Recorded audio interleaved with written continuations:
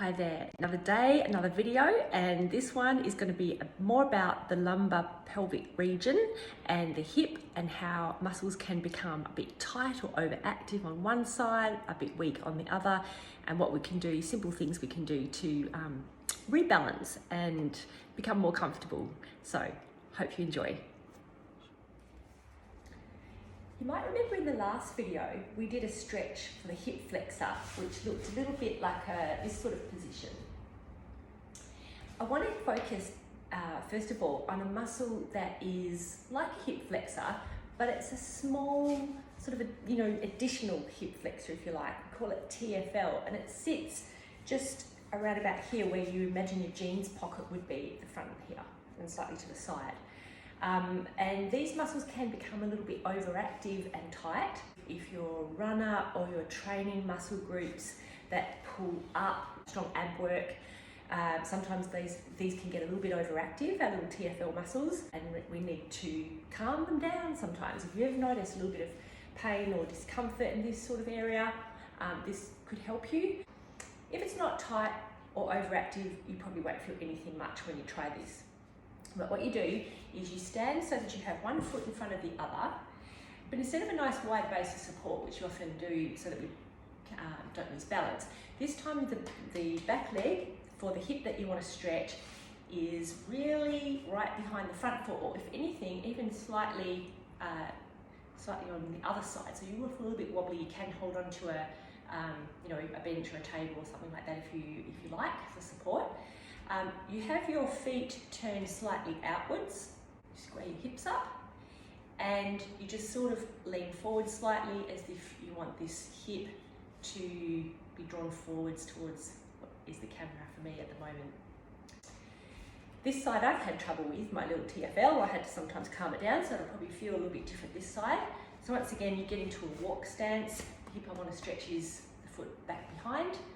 Take it back in line with the other foot, or even slightly crossed behind.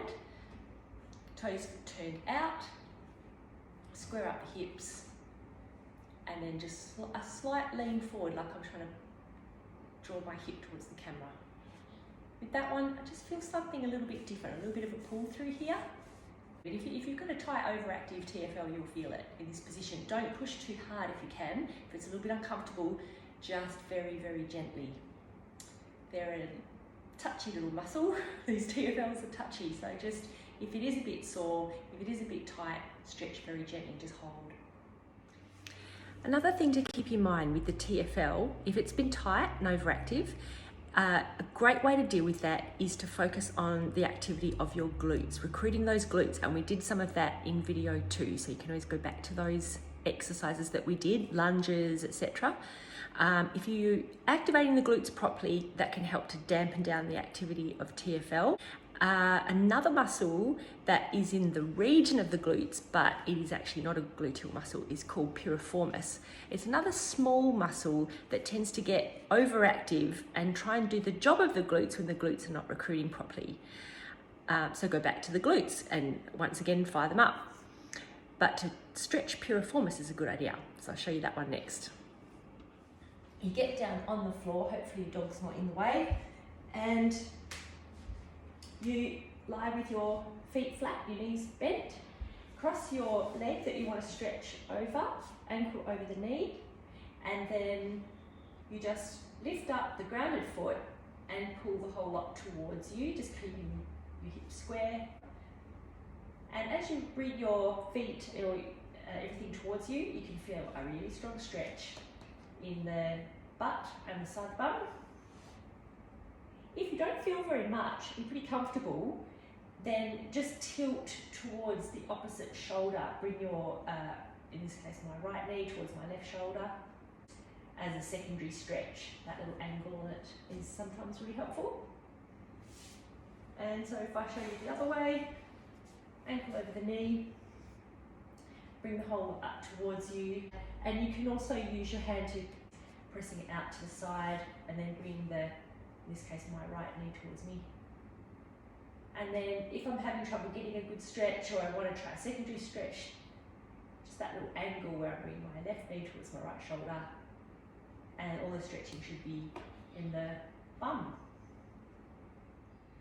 Another way to deal with a tight, painful piriformis muscle, which might just be felt as a pain in the bum, is to get yourself one of these spiky balls. You can use a tennis ball, use what you've got. These are designed for this purpose and they're the right consistency and shape for it. You can use it for all sorts of muscle groups, but piriformis is a really good one because it's hard to get to it. This muscle's like a sausage-shaped little muscle that comes across in sort of like this. And you might have a trigger point or a tight point anywhere along that muscle, those muscle fibers. So what you do is you just place the ball roughly where you think the tightness is, just bend your knees, and just roll the ball until you feel a sore spot or a tight spot. So as you feel it, you just literally relax and just lean into the ball and let it do its job.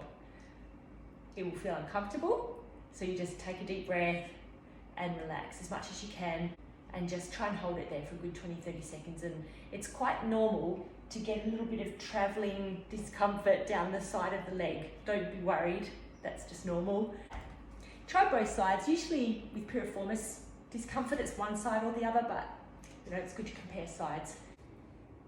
Another area of the body that's really worthwhile trying to stretch for is the lower back and the sides of the lower back.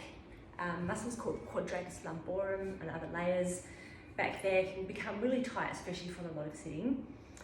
So a really nice way to stretch them, there's many different stretches, but this is a good one, is to get down on the floor, have your feet apart, and look, this is going to stretch more than just the quadratus lumborum. It's a really good combined stretch around the hip to open out the hips, stretch the hamstrings a whole lot more than just up around the lower back, but bear with me. So if you get into this position, ultimately you want to be able to sit up really tall and still have a flatness or even an inward curve in your lower back. If, on the other hand, that's just a bit too much, you can actually let your knees bend. Just even put a roll of towel between, just under each knee, so that just takes the hamstring stretch off and you can still get upright. And then to get stretch for the lower back here, you just imagine keeping your bum on the ground. You can try some stretches where you're imagining going up over a beach ball or a fit ball that's in front of you. So you're anchoring your tailbone and bum on the ground, your sit bones on the ground, and stretching up over a ball. And then just swap sides. So imagine again a fit ball going up and over, keeping your sit bones anchored on the floor. You're trying to lengthen the muscle tissue that goes from the back of your pelvis through the lower back and up towards your rib cage. If your hamstrings are a bit tight to make that position comfortable, or you need to be on your feet, you can also do the stretch standing up.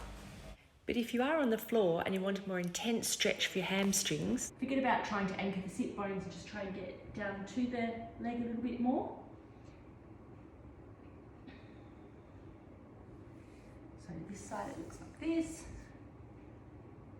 So you're really just trying to stretch the hamstrings out and the inner thigh muscle. And just try one stretch forwards. Same thing, more of a hamstring and an adductor stretch, but the lower back comes into it as well. Hopefully your dog is not in the way, but it makes quite a good platform if you're not flexible enough to get your chest on the floor.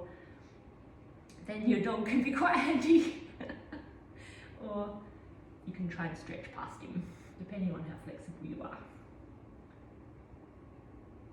The idea is to try to keep your back nice and flat, but this is a big stretch, so see how you go. You want to try and keep each stretch on for a good 20 seconds to get the full benefit. The next exercise I'm going to show you is for gluteus medius, good old glute med. It's one of the bum muscles, more at the side, slightly at the side of the bum and hip, and it's one that is very important for the stability of the hip joint and the function of your lumbar-pelvic region. And this is one way. I'll give you something to do. So you lie on your side, just protect your neck, use a pillow if you need to, And you're right on your side with your knees bent, and you just keep your ankles together and you lift up your top knee. It's called clams because it looks like a clam opening. And as you lift your top knee, you try to really resist the movement, which would be to roll with it and let your pelvis roll back. It's cheating basically. It means the muscle can really go for a ride, go to sleep. So you keep your body very, very still, your pelvis right on the side, and only let your thigh move basically. And if that becomes a little bit easy, you can get some elastic. This one we just got at Rebel Sports or somewhere like that. Put it around your, just above the knee, and just do the same thing, keeping your, again, right on your side, not allowing your body to roll, keeping your pelvis very still, and using a band really ups the ante, makes that muscle work a little bit harder, but you do have to watch your form. It's in terms of not letting yourself roll, and it's a good idea just to, when you're using a band and you're having to work really hard, just draw your tummy in. That little bit of extra stability with your tummy muscle that draws in, your transversus, can just help you to stay nice and still and stable. It's also really important to exercise glute medius when we're upright, because we're upright beings. For sports, running, walking, stability around the hip, we've got to exercise the hip in a functional position, which is on our feet. So this is another good alternative you can do. Get yourself into a bent knee position, stick your bum out of the back, keep a nice flat lower back, not allowing this sort of shape, but more upright and preserving your lower curve here. And then it's really just a matter of stepping, sort of pushing against that band as we step to the side. Just nice, smooth as we can. Nice smooth steps.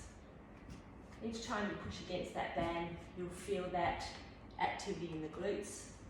It's good to go a little lower and get the most out of it. That one will make the glute med work. That's all from us this week. I think we're all videoed out. Thanks, Tiger. See you soon.